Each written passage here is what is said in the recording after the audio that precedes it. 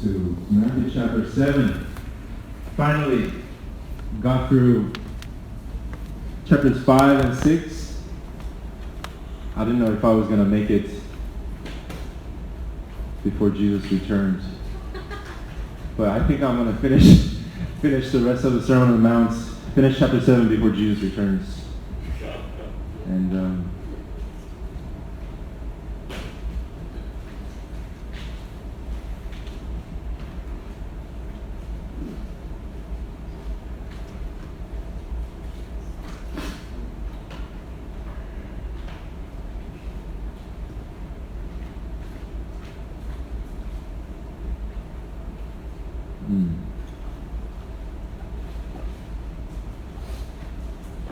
so we've been just plowing through the Sermon on the Mount, and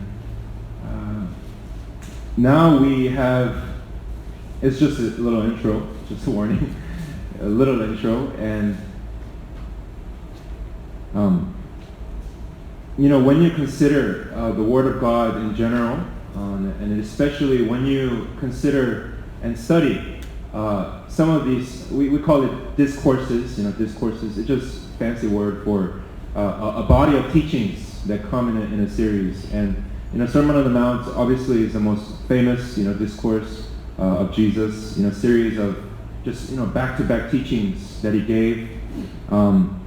Obviously he didn't give all this in one sitting, probably, if he was considerate to his disciples. We just know that Matthew he compiled all these teachings to present a coherent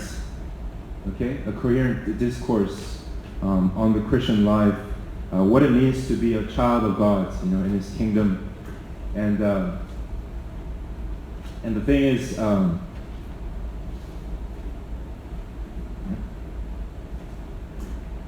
when we get to chapter 7, it's kind of interesting because if you notice, maybe if you're taking notes, this will be helpful. I know it took a long time, so maybe you didn't see the whole overview, bird's eye view. But chapter 6 actually, so chapter 5, he lays down the principles of the kingdom, the kind of people that have been saved by grace, and how those people who are saved, who have been born again, how they live, their kingdom life, the kingdom character of their lives, and then it starts kind of broad, right? I mean, it's kind of abstract, like chapter 5 begins, blessed are the blessed are the, it starts very big and wide, and then it kind of it's the scope of it gets then narrowed down a little bit. And if you notice, chapter 6. So after chapter 5, laying down the foundation and the foundations and the principles of the kingdom, chapter 6 actually deals with personal temptations. Personal temptations. You guys remember he was talking about the righteousness, right? So the true piety, or what it means to truly give to the poor, what it means to truly pray, right? We had the Lord's Prayer. What it means to truly fast, right? What it means to, all these things, not worry. Right? All these things. It's personal, right? Personal righteousness, personal piety, personal temptations. Okay? And chapter 7, it deals with, now we're done with the personal realm. It actually Jesus moves on to give his teaching on interpersonal, like relational temptations. How we are to live, right? How the Christian life is characterized in terms of interpersonal interactions, interpersonal relationships. Okay. And interestingly, the first command that Jesus gives when it comes to interpersonal temptations is, what is it? Do not judge. Do not judge. Obviously, right? It was when it comes to the way we live our kingdom life as the children of God in this world, it must have been one of the most, if not the most important thing, right, in our relationships. So let's go ahead and read It'll be just 6 verses. Okay, it says, Matthew 7, verse 1. It says, "Judge not," Jesus' words. "Judge not, that you be not judged. For with the judgment you pronounce, you will be judged. And with the measure you use, it will be measured to you.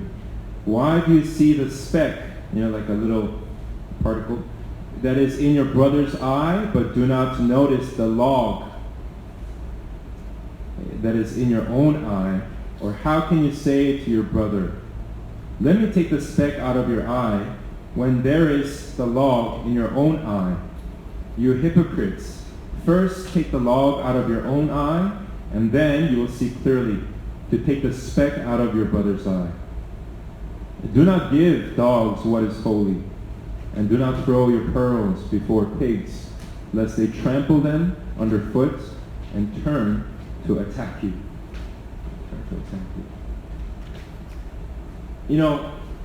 If you have heard other sermons or teachings, this is a very interesting section at the beginning of Matthew 7. Because, most Bibles, they put this into one section, right? These 6 verses. But obviously you see right away that there is a sort of a discrepancy, right? Tension between verse 1 through 5 and then verse 6. It seems kind of random, right? Kind of a little bit incongruous. It doesn't really match out of very well.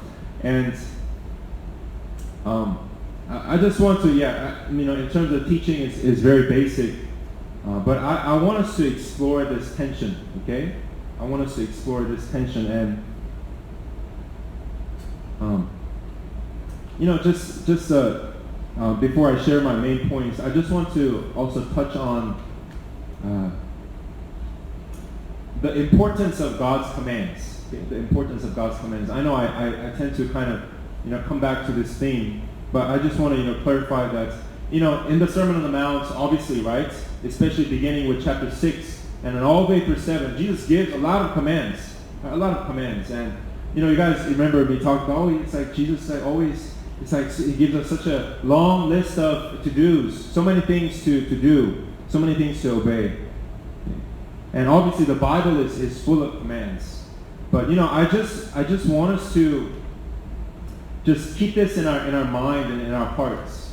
We don't want to have a negative view of God's commands. Okay? It's so easy to view God's commands as something that restricts us. It's something that just kind of, it's like, oh, I can't be free in my life. It's so strict. It's so demanding. It's so harsh. And some of these commands, it's like, Jesus, are you serious? Love my enemy and pray for them. But the thing is, God's commands are not just hard conditions and demands. Okay? Every command that God gives to us, it is His most loving, right? The wisest counsel, instruction that He can give to us as a father. Okay?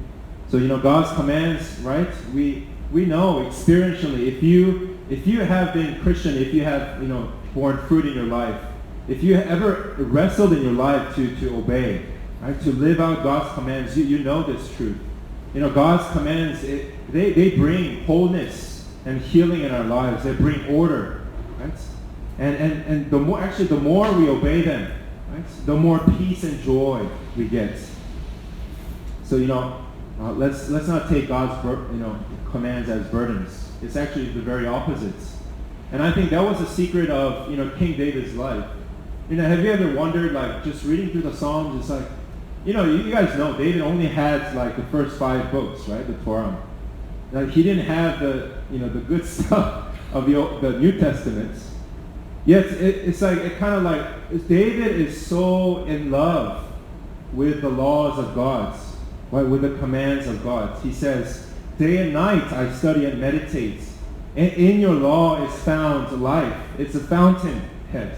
It's a fountain spring of life. And And I think David really understood that, God's commands, it wasn't about the letter of the law. Right? It wasn't about, technically if I do this or that, then, I'm gonna qualify, I'm gonna be worthy, I'm gonna be deserving of God's grace. No, he understood that the more we understand and obey God's commands, right, we experientially, we experience God's loving intentions.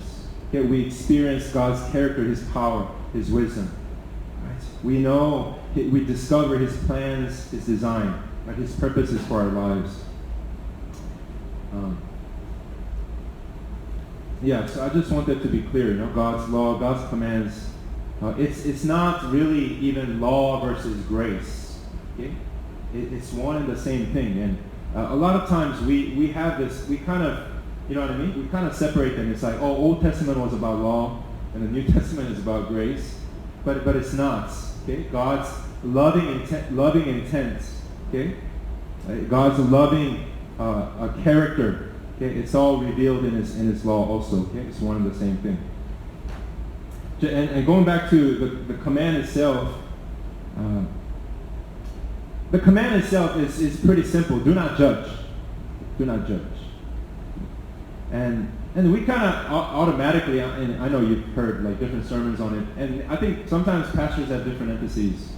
But you have to wonder, okay, Jesus, you're telling me not to judge. Okay, and what does that really mean? Okay, what does that look like? How far is the extent? How far does it go? And I just have two main points. I'll just try to make it brief.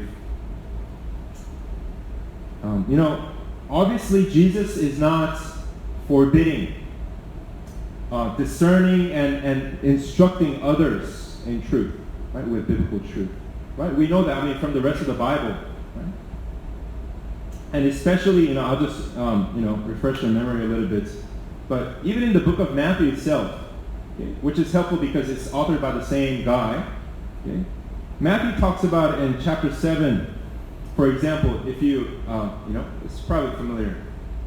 You will recognize the false prophets by their fruits. Obviously, there has to be some discernment to be able to recognize. You look at the false fruits, or bad fruits of the false prophets, so you know who's real, right? Who's not. So that takes discernment. Okay. And for example, Matthew chapter 18. You can look at it later when you go home. You guys remember those verses? When you see your brother in sin, right? Go talk to him privately, one-on-one, and then involve maybe 2 other people. And then if he is not corrected in his sin, then take him to the church. So, that takes not only discernment, that is actively confronting, right? Challenging someone. But even though there is this tension, Jesus actually makes 2 qualifications, okay, for being able to judge someone and instruct them, guide them, point them to the truth. Okay? And those are my 2 points. So point number 1 is the person who can rightly and correctly judge someone, okay, and help them, with truth, in truth, is someone who first sees himself. Okay? It has to be someone who first sees himself, okay, in true light. And I'll explain that.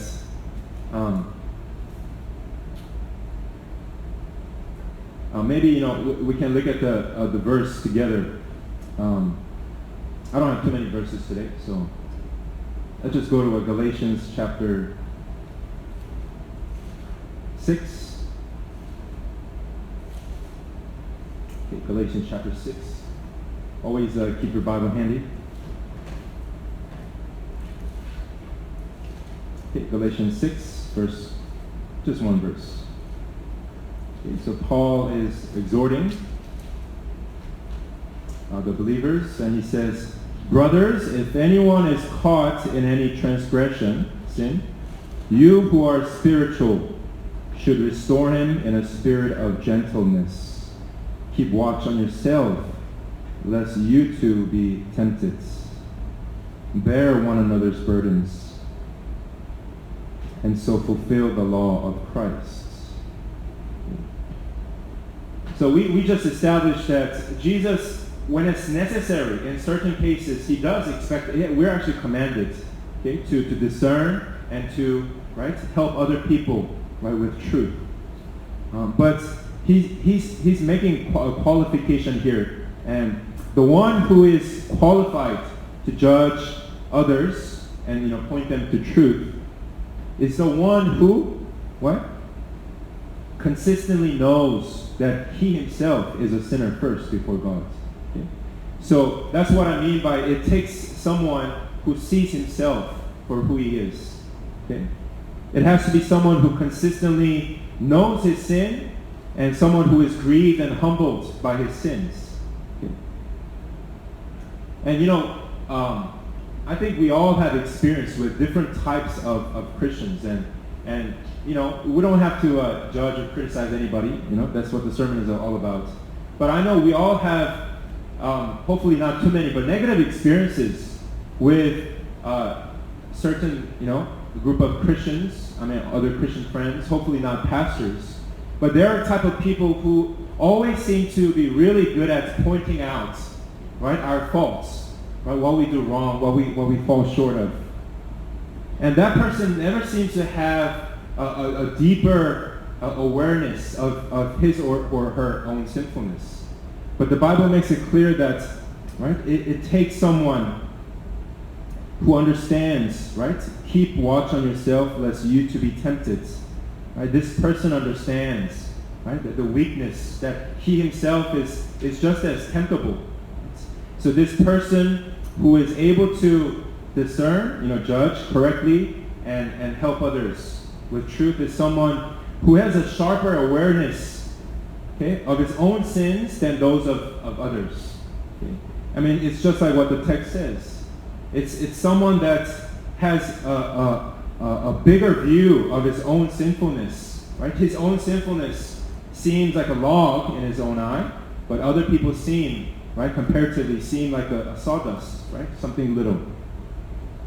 So that person is able to gently and carefully restore others who are in sin, according to this text. But on the contrary, the one who is judgmental, right? That's the tension. So Jesus is making a qualification for someone who can correctly, right, judge and discern and help others, with truth. But the one that is not qualified, he's someone who is judgmental, like overly critical. So the one who is judgmental actually testifies to his own impenitence. Okay? Impenitence just means unrepentant state. Okay? And what comes to our mind is, it's the same principle that Jesus, established in chapter 6. Right? You guys remember the Lord's Prayer? Right? If you don't forgive others, then you will not be forgiven. And it doesn't mean that God's forgiveness is really conditional in that sense. Okay? We're forgiven and saved by grace, first. But God is saying that if someone is unforgiving, same principle, if someone is judgmental, okay, just critical of others, it testifies to his impenitence, right? Unrepentance. And God's forgiveness doesn't apply to that person because that person has not received it in the first place. That person has refused God's forgiveness. Therefore, he cannot forgive others. So Jesus' command for us, not to judge others, it doesn't mean that we have to kind of just be blind. Okay? That's what I'm trying to say.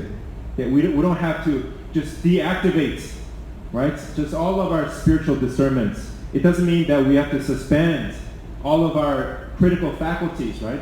Jesus he just means that always be generous, okay? Always be gracious and forgiving.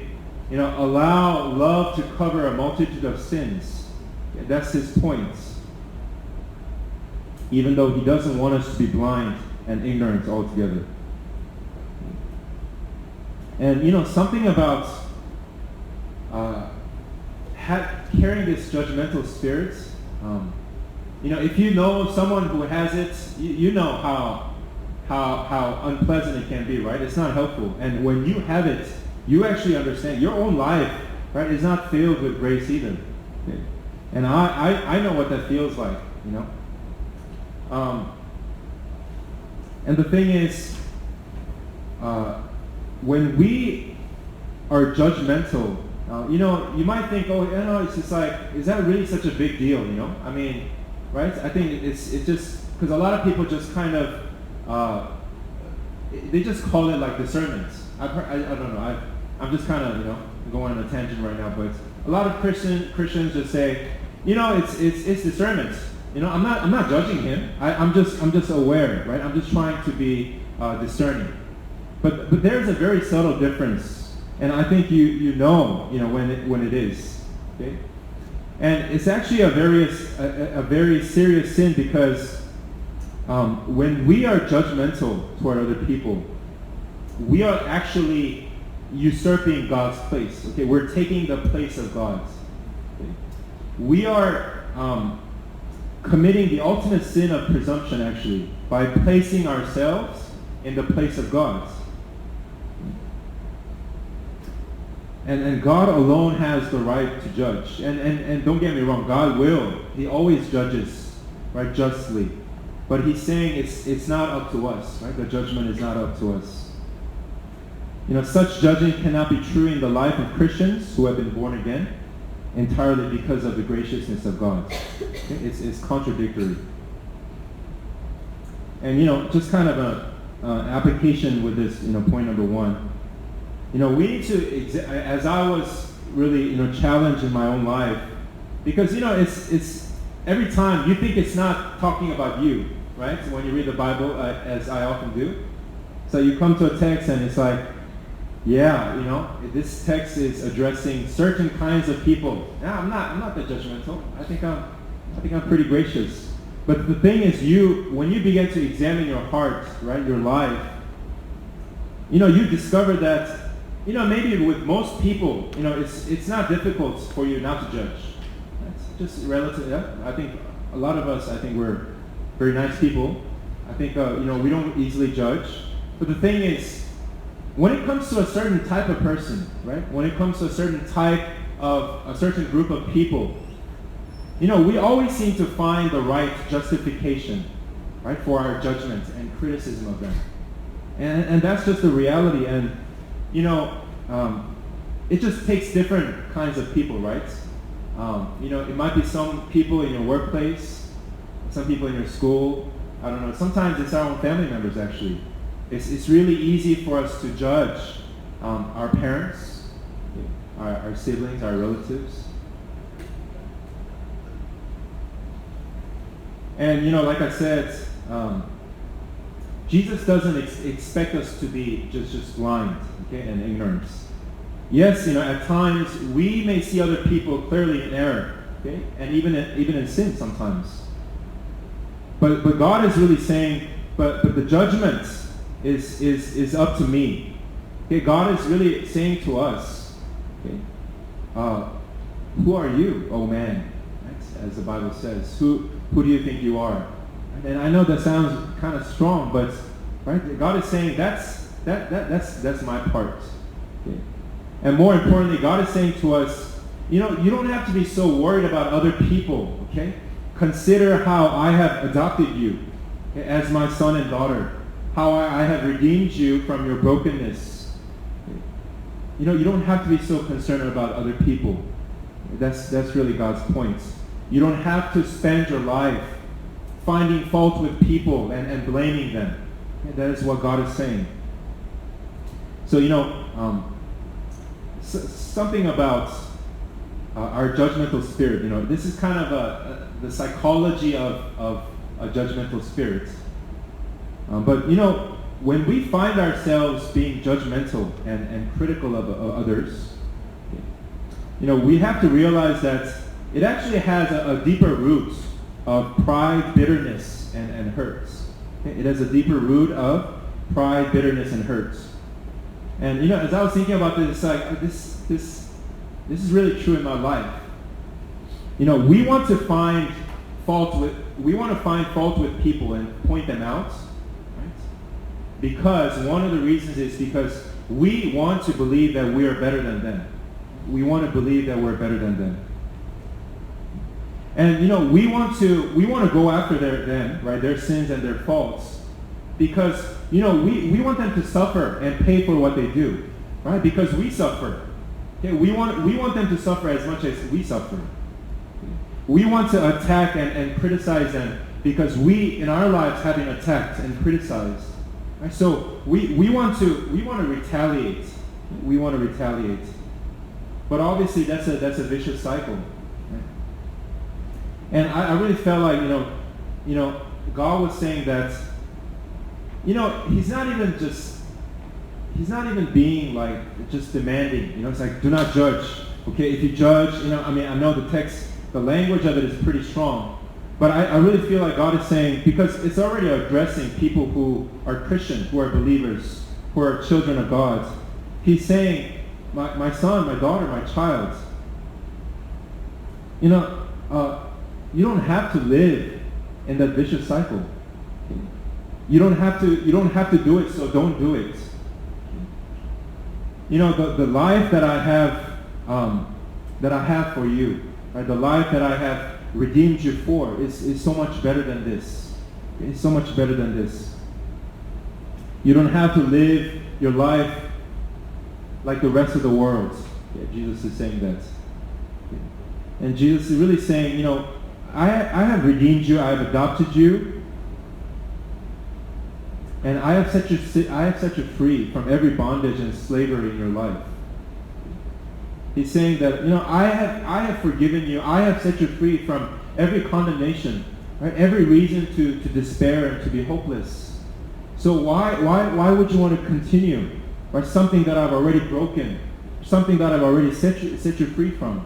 Okay, that's really Jesus is saying to us, what Jesus is saying to us. And point number 2 is point number 1, just to recap, was the person who can correctly, rightly, judge, discern, and help others with truth is someone who sees himself. Someone who sees himself. And point number 2 is the person who can, judge, discern correctly, and help others with the truth is someone who also sees what he has been given. What he has been given. So not only sees himself for who he is and what he is, but someone who sees what he has been given by God. And what I mean by that is, just quickly look at verse 6 with me. Let the one who, this is Galatians. Okay, just back to Matthew chapter 7, verse 6. It says, do not give dogs what is holy, and do not throw your pearls before pigs, lest they trample them underfoot and turn to attack you. And this imagery, this analogy of pearl is a very interesting one. And if you're familiar with the book of Matthew, the text that should come to your mind is Matthew chapter 13. Okay, and maybe we can look at that together. I don't have too many other subpoints. Okay, Matthew 13. I think it's verse 45. Okay, it's called the parable of the pearl of great value. Okay, Matthew 13:45.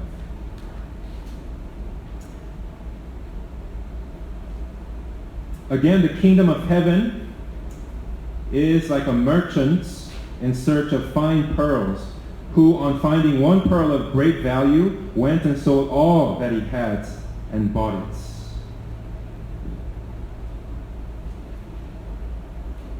And we'll just stop there, for time's sake. So, in the New Testament language, pearl is one of the imageries that is used. Okay, and it really symbolizes the value of the kingdom of God, the message of the gospel, right? The costliness, the preciousness, right, of God's salvation, His free gift of salvation for sinners. And here in this context, this pearl, don't throw what is sacred, what is holy to dogs and pigs, right? By the way, for Jews, those are animals, right? Unclean animals, right? It's talking about people who are not ready, who are not in a place to be able to receive God's truth, the message of the gospel. And obviously, as we just read, the imagery of the kingdom of God, God's salvation is that of a pearl because of its, why? Why is it a pearl? Because of its exceedingly high value, right? Because of its exceedingly high value. And this, especially verse 6, that's the tension. It's very interesting. God is saying, okay, first he says, don't judge, right? Don't be critical. Right? He's really saying, don't falsely judge, right? Don't judge wrongly. Okay?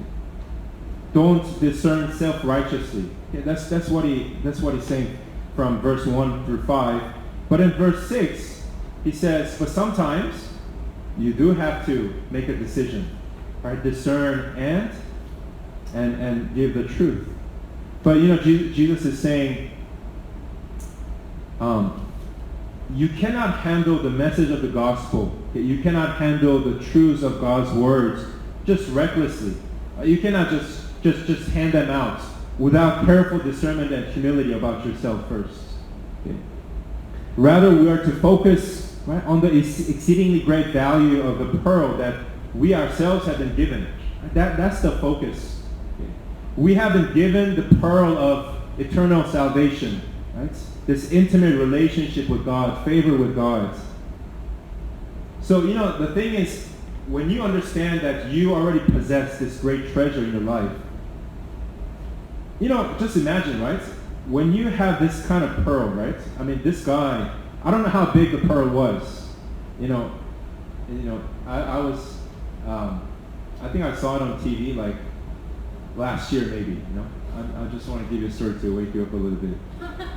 But I saw this, I don't know if it was some kind of a program where it shows like people who encountered like great luck, just lucky turn of events. Okay, and this one episode is really interesting because this guy, I think he was like a fisherman or something, and then you might have seen it somewhere in South America, and then he was, I don't know if he was fishing or just just hanging out in his boat, but he saw something, a shiny object just underwater, and he's like, oh, what is that? It's like, and he went in, and obviously it was a pearl, right? And it was like the size of almost the size of this podium, I think, in width, and maybe a little bit shorter in height. But I heard it was the biggest or something pearl that has ever been discovered, and then it cost like, I don't know, a few, I think, I don't know, maybe more than 10 million US dollars. And this guy, obviously it was big enough for him to go and sell all that he had. So just imagine, right, his thinking. Now everything, his whole outlook has been transformed in life. Do you think when he has this pearl, do you think he's gonna be concerned about, okay, how much do other people have? What's going on in their lives? Or do you think he'll be so focused, he'll be so rejoicing over the treasure that he has found? Right? Nothing else matters, right? Do you think after finding this pearl, he's going to be offended by other people the same way that he used to be? So, that's really the thing about this pearl, right? So the value of this salvation, this relationship that we have with God.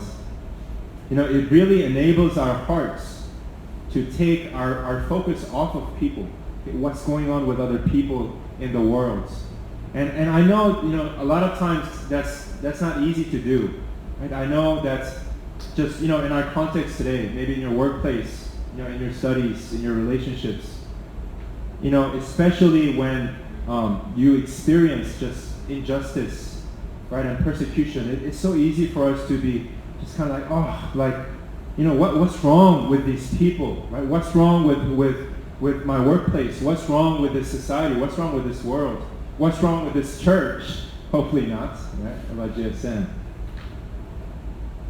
But God is saying that, if you really, I want you to live your life just understanding and knowing and focusing on what I have given you. Yeah, that's the secrets. God is saying that because we have this treasure, instead of living our lives focused on blaming other people and finding their faults, we can actually focus on examining our own hearts and lives. And when we are actually free from having to focus on other people, okay, we're actually free to thrive. Okay? We're free to thrive, to focus our life on God, on His graciousness, on His goodness for us. Right? We don't have to look at other people and compare my life with them. We don't have to feel like, God, how come I'm suffering in my life here? How come that person is blessed? I feel like I'm a better Christian. Why am I not blessed as much as a person? Okay? We don't have to have these judgments, these judgmental spirits, when we are free, okay? When we focus on the pearl, okay, that God has given us. And I'll wrap up soon with this sub-point. It's actually interesting that these commands, these instructions about don't judge, and be discerning when you give truth. It's interesting that Jesus' teachings, it's very logical. He really begins here, and then he builds up, right? Or he builds on that. And it's interesting that these instructions about not judging other people, it comes after Jesus' extensive dealings with the inner motives and conditions of our hearts. Right? That's what we saw in chapter 5 and 6. Right? He deals with our inner motives and conditions. And then right before this passage, right, Jesus talks about do not worry and do not be anxious because you don't have to. And I felt like Jesus was really saying that to us today. Do you see the life that I have already given you? Do you see the value of it? Do you really understand the relationship that you have with me? When you understand this, when you see this clearly, it totally negates, okay? It excludes, it destroys your need to worry about yourself and others. You don't have to worry about yourself or others. You don't have to worry about other people's faults, okay? What they do to you, even their sins, even their wrongdoings to you. Because it pales in comparison, right, to all that God has given you. And since we don't have to worry about anything, right, because God promises to provide for us and take care of us from beginning to end, we don't have to be so concerned about other people. It's easier, right, to forgive them. Right? It's easier to love them. It's easier to pray for them. Right? It's easier to lay your life down for them. And when we examine our own sins, our own faults, sometimes we have to. But even when we examine our own sins, we don't have to be hopeless and self-condemning. We don't have to be, because we understand that God is not this harsh judge who is ready to come after me. Right? We understand that He is a Father, right, who is doing a patient and who is patiently and graciously doing a good work in our lives. He's always working His purposes in our lives. So, I just want us to just really ponder this teaching deeply. Jesus is really saying that, it's like I said at the beginning, it's not just another command that needs to be added onto our burden. God is saying this is the way to live. I'm trying to lead you to the promised land, a life of abundance and freedom. That's what I saved you for.